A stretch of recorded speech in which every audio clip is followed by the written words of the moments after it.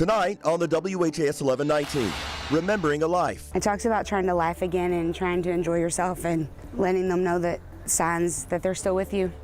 A Kentucky family is honoring the life of a young woman who was the victim of unthinkable violence. Their efforts tonight, 4 years later. It's more than a painting, it's recognition. The new mural enshrining those who marched for change in 2020. What I want people to understand is that this fight is really not over. Every time you hear or see Breonna Taylor's name, understand that our job is not over. The artist behind it and his message to all of you.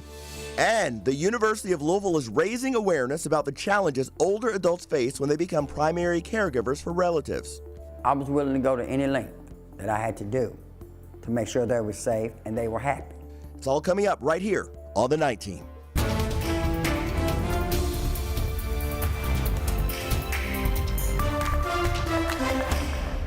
Two people were fatally shot this morning in Radcliffe in a Waffle House parking lot. Radcliffe police say they were called in around 4 a.m. to the Waffle House on South Dixie Boulevard. When they got there, they found the bodies of two men.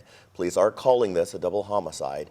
We are working to learn the identities of those two men. Radcliffe police are investigating, but right now they've not made any arrests. A Louisville native and freshman football player at Austin Peay State University died Friday in a single vehicle crash in Tennessee. According to Metro Nashville Police, 18-year-old Jeremiah Collins was driving at a high rate of speed on Briley Parkway late at night. When he tried to take an exit ramp, his truck left the road and rolled over several times. He was taken to a nearby hospital where he died a short time later. Collins went to high school in Louisville before transferring to Oakland High School in Murfreesboro, Tennessee, where he graduated last spring. Scotty Walden, the head football coach at the university, said Jeremiah was an outstanding young man who brought an incredible attitude and energy every day. We grieve with the Collins family for their tragic loss and lift them up in prayer. A Kentucky family is honoring the life of a young woman who was the victim of unthinkable violence. Tonight, Connor Steffen and Elijah McKenzie remember Brittany Wilson and show us how family members hope her death can help countless others. Outside Ashby Lane Baptist Church sits a table. She was a little Spitfire, that's for sure. Donning a familiar, gentle face. And she was so proud of that picture. Brittany Wilson. She's no longer here, missed deeply by her family. I remember lots of things about her. The smile, the goofiness, the happiness, the everything. Brittany's older sister, Courtney, tries her best to keep positive. She's reminded of Brittany every day, along with the deep sense of loss. She's definitely gone, but she's never lost. Brittany lost her life 4 years ago to the day. At the time, investigators said Wilson's boyfriend, Michael Murray, killed her and another person in LaRue County, dismembering the bodies and placing them in a freezer. Murray then took his own life. Wilson's family is still left with unanswered questions. Much of her remains are still missing to this day. But if nothing else, the part that's missing held the best part of my sister, and that was her heart. And I want that. I want that with her, because that was really the best part of her, was her heart.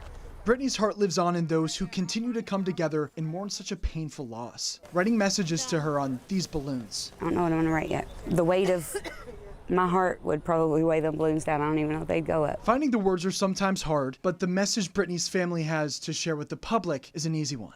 Brittany didn't think she was gonna be murdered.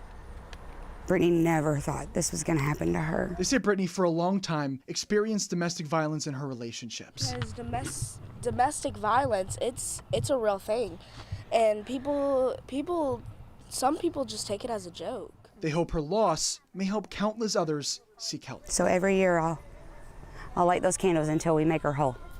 And I'll still do a balloon every year but I'll stop lighting the candles as soon as we have all of her. Waiting patiently for answers, they'll continue to keep her memory alive. In Louisville, Connor Steffen, the WHAS 1119, on your side.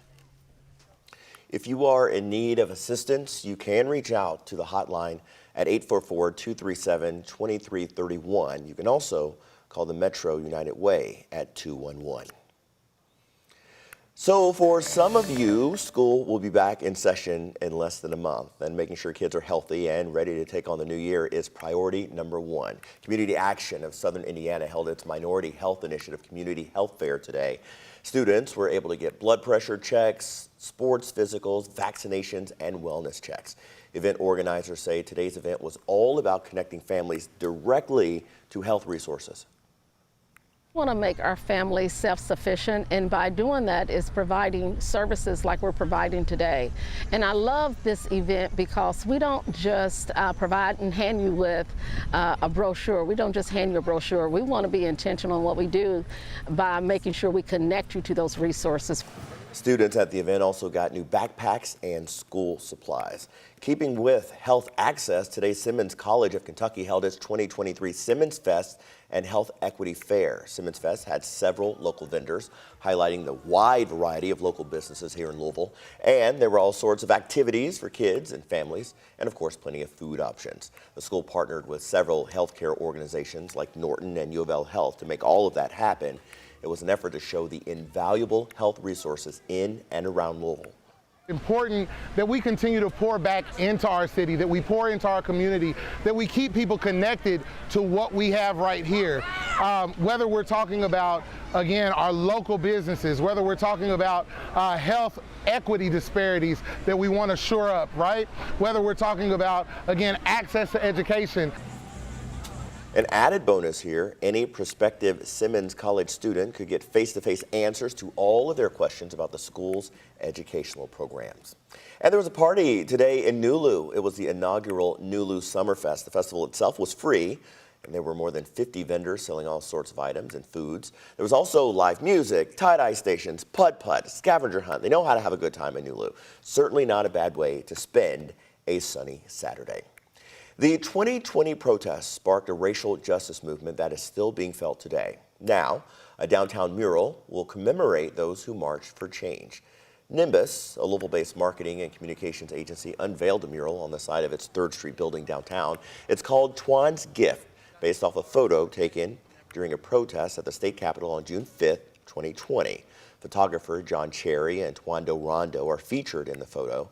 They say they hope it sends a message to all who see it. So when people come and visit, they can look and be like, wow, like, that's going on. And I know somebody from my city or my town or my state that has went through this, that has experienced this, and maybe I should fight. If this ever happens again, I'm going to fight. I'm going to stand up for what's right. I'm going to get involved. I'm going to get knowledgeable. I'm going to be aware of what's going on. This is a piece of history that's going to live in the city forever. This is not something that can be paved over. This isn't a book that can be banned or burned. It's going to serve as an ever-living reminder of what happened here and the fact that we still have so much work to be done. That mural was commissioned through Louisville's Board of Public Art. The University of Louisville is raising awareness about the challenges older adults face when they become the primary caregivers for relatives. U of L's Traeger Institute says about 125,000 kids in Kentucky are being cared for by their relatives rather than their parents. Grandparents are caring for more than 50,000 of those kids. That's about 40%. WHAS11's Travis Breeze spoke with one woman raising 3 of her nieces and nephews. I'd rather for them to be with me than with a stranger. For many aunts, uncles, and grandparents, it's a sense of responsibility.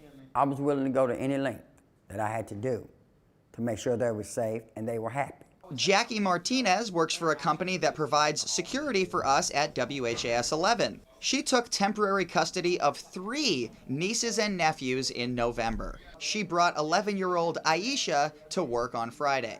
Mom and Dad got off on the wrong track, and they were going to be placed in the care of some other people that they didn't even know anything about, so I stepped up as aunt. Martinez says she and her husband have had some issues jumping through all the hoops necessary to get state funding. The University of Louisville Traeger Institute says more and more people are ending up in this situation after the pandemic and with nationwide trends like increased drug use and incarceration. I think that's a really good baseline for all of us to consider when we're working with populations that's also raising their grandchildren as well. The Institute had a Zoom session Friday specifically about grandparent caregivers and how to connect them to social services and state funding. Martinez says she doesn't need a check to watch over her nieces and nephews. And I felt good that I'm able to bring them here to work and still be able to work and have my job. But the Traeger Institute is hoping to raise awareness so we can get more smiles like this one. Like, she really means a lot to me, and she's getting old, and I want her in my life before she goes.